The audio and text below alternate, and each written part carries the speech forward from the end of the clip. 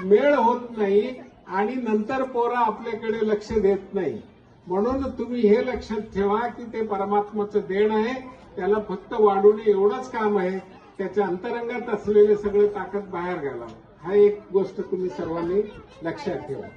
दुसरं, मनुष्याच्या आरोग्याला 4 गोष्टी लक्षात ठेवणं अत्यंत आवश्यक आहे. हा पोरं वाढत असताना तुम्ही स्वतःचेही, एक म्हणजे त्यांचं न्यूट्रिशन जे आहे, जेवण जे आहे तो सकस असायला पाहिजे, परिपूर्ण असायला पाहिजे. त्याच्यामध्ये प्रोटीन, कार्बोहायड्रेट हे सगळं असायला पाहिजे. विशेष करून प्रोटीन. हा व्हेजिटेरियन माणसं जे असतात त्यांना प्रोटीन फार कम असते. म्हणून तुम्ही मोडा आलेले हे असतात ना, ते सगळे त्यांना दुधाने जे आहेत ते जास्त चांगलेपणे द्यायचं, फळं द्यायची आणि चांगलं त्यांना जेवण द्यायचं. म्हणजे पहिला भाग आहे अन्न, सर्वात महत्वाचं.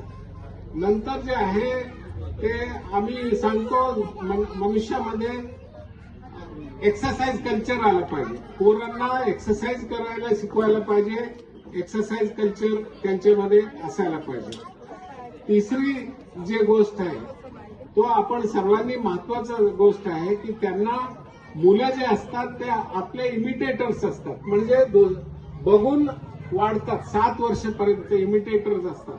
त्यांची स्वतःची भावना, स्वतःची बुद्धी तेवढी ह्या काळामध्ये अजूनही मोडाच्या अवस्थेत असते. त्याच्यामुळे तुम्ही जसं वागाल तो त्यांच्या डोक्यात जाऊन पडते जीवनभर.